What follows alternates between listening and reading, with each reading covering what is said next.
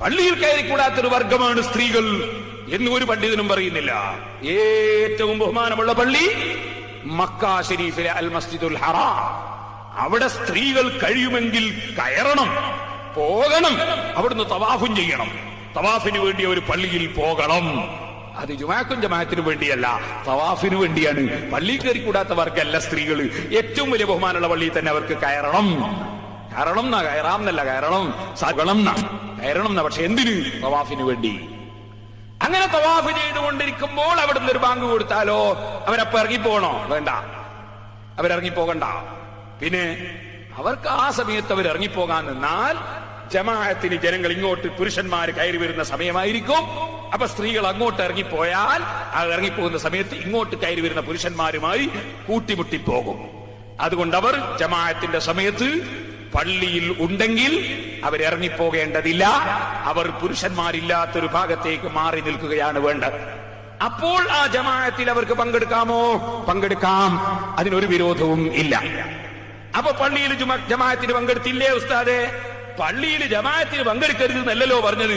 പള്ളി ആയാലും അല്ലെങ്കിലും ജമാഅത്തിനും ജുമാക്കും വേണ്ടി പുറപ്പെട്ടു പോകരുത് എന്നല്ലേ പറഞ്ഞത്. ജുമാക്കും ജമാഅത്തിനും വേണ്ടി പുറപ്പെട്ടു പോകരുത്. ഇത് ജമാഅത്തിന് പുറപ്പെട്ടു പോയതല്ല, ജുമാക്ക് പുറപ്പെട്ടു പോയതല്ല. പുറപ്പെട്ടു പോയത് തവാഫിനാണ്. തവാഫ് നടന്നുകൊണ്ടിരിക്കുമ്പോൾ ഒരു ജമാഅത്ത് നടന്നതാണ്. ആ ജമാഅത്തിൽ അവർ കൂടിയാൽ അതിലൊരു തെറ്റും ഇല്ല. ശരിക്കും മനസ്സിലാക്കണം ദീനിന്റെ മസലകൾ, നിയമങ്ങൾ. ഇനി ഒരു സ്ത്രീ മെഡിക്കൽ കോളേജിൽ പോയി, മെഡിക്കൽ കോളേജിൽ പോയി ഇപ്പൊ നാട്ടിൽ പുരയിൽ വന്നിട്ടാ മടങ്ങി നിസ്കരിക്കേണ്ടത് അല്ല. മെഡിക്കൽ കോളേജിൽ പോയ സ്ത്രീ മെഡിക്കൽ കോളേജിൽ വീട്ടിൽ കൊണ്ടുവരാനാവില്ലല്ലോ, മെഡിക്കൽ കോളേജിൽ പോകേണ്ടി വന്നാ പോണ്ടേ. അങ്ങനെ സ്ത്രീ യാത്രയിൽ നിസ്കരിക്കണം.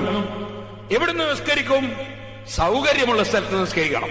പുരുഷന്മാരുമായി കലരാൻ കാരണമുള്ളതുകൊണ്ട്, പുരുഷന്മാർക്ക് പള്ളിയിൽ പ്രത്യേകം അവകാശമുള്ളതുകൊണ്ടും പള്ളിയല്ലാത്ത സ്ഥലമാണ് അവർ കണ്ടുപിടിക്കേണ്ടത്.